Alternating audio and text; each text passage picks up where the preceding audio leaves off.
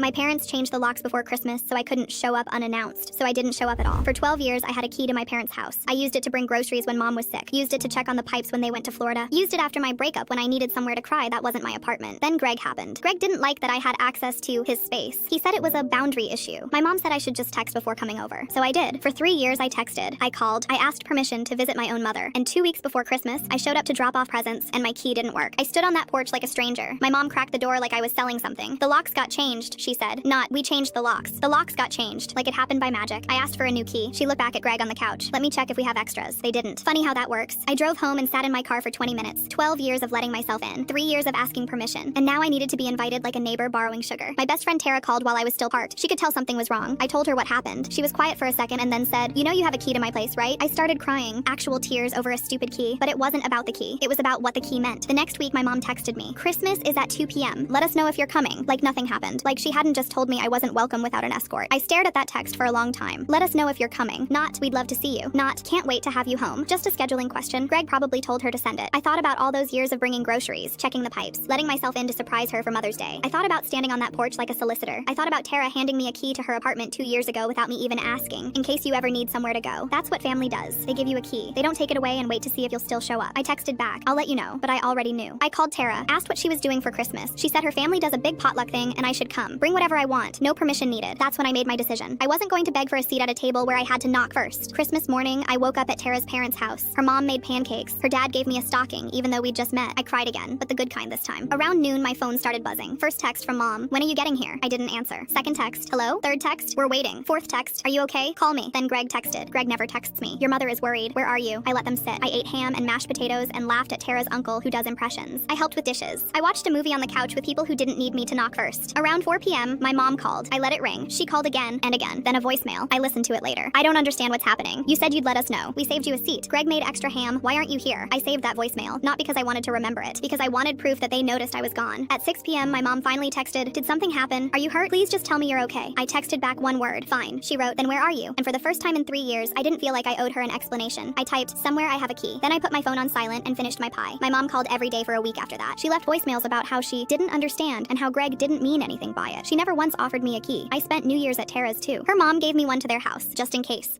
I laughed at my grandma's funeral. My grandma was just as stubborn as me. The only fight my grandma and I had dealt with the fact I was moving states away. Then I graduated and visited my grandma last week. She had been alive, loving, and still fighting. Then I was rear-ended, totaling my car. The next day, she passed away. I had been staying with my mother ever since. The morning of the wake, I walked into the kitchen to see my mother. Guess you made up with your grandma because you are allowed to go to the funeral. What do you mean I am allowed to go to grandma's funeral? I asked my mother with a frown. My mother frowned back at me. Mams didn't like you, Haven, especially after the fight you two had. My mouth drops open in shock at what is coming out of my mother's mouth. It was once dealing with how far I was moving away. Don't you dare say I am allowed or not allowed to go to grandma's funeral. I shouted at my mother in anger. Then find your own ride there, you ungrateful child. My mother snarled at me as she marched out of the house. I wanted to cry because I knew everyone was already heading to the funeral. Frustrated tears in my eyes, I checked Lyft and Uber rides, only to find out that it would take about a half an hour for anyone to reach my location, and the drive there took 2 hours if traffic was good. I searched desperately through my contacts. I dial my uncle. Sorry, kiddo. We left last night to be here on time. I tried my aunt. We left at 5 a.m. this morning. I tried everyone that I knew was going there. All of them said roughly the same thing. We don't want to help you in any way. I was becoming desperate, but looked like my grandma knew my family better than I did. There was a knock at the door as my mouth dropped open. The limo driver bowed to me and handed me an envelope. I opened it slowly as the limo driver stayed silent. It was a note from my grandma. Dear Haven, our family isn't pleasant to females who seem to have a brain and a plan. They have hidden this from you, but I bet you have no ride to my own funeral, which I find disgraceful. So I tricked them. The pastor will not start till you arrive around 6 p.m. The invites had 12 p.m. on it for my grandma's funeral. My lips twitched into a slow forming smirk. I continued reading the note. Anything you buy will be on the card handed to you by the driver in the limo. Cause a scene, Haven, because I sure wish at your age I could have. It might have saved my younger sister from taking her life. Use my death and create whatever chaos you want. I love you, Haven. I believe in you, and I'm sorry I'm not there for you. Love, Grandma. I blink slowly as I cry. The limo driver handed me a handkerchief. I cleaned my face before standing tall. What is your name, sir? The limo driver's eyes widened slightly before a gentle smile reached his face. For you, Beck is just fine. I smile back. Then let's make them wait till the last second before 6 p.m. Beck smirked at me. I was hoping you would say that. He reaches into his pocket and pulls out a list. If I may suggest this route, dearie. I just grinned as I walked and entered the limo. I couldn't wait to announce what Grandma had written on her note about the inheritance. 5-star restaurant for lunch before a shopping spree whirlwind. It made made it feel like my grandma was right here spoiling me with one of these trips. Even the rest of the drive was absolute fun with Beck's mad skills on listing songs to the lyrics. We pull right up in front of all the angry family members. Beck gets out before opening my door and helping me out of the limo. The black funeral dress that held a nice lace veil slowly showed my face. My mother's face went from shock to anger like a switch. How dare you show up dressed like you're asking for it at your own grandma's funeral? Beck stepped in front of my mother and I am afraid, ma'am. I can't allow you to harm her. Yelling lies is hurting her reputation. Beck's few words had my mother going almost purple in her rage. I pat Beck's arm as he steps to the side, ready to intervene if needed. Why, mother? I just did what you all. I glanced around the half circle of family members. Knew I had no way to get here. It's just too bad Grandma learned later in life to have a plan and a dream. Everyone at the funeral went white like they saw a ghost. My mother was slow on the pickup. What is that supposed to mean? She screamed in my face. I smirked. Grandma donated half her estate to charity. My mother's greedy face was suddenly as white as the other guests. What? She stuttered, and the rest was left to me. A pin drop could be heard at that moment. Now, you have a real reason to hate me besides thinking for myself. Amen, the pastor said, and I laughed.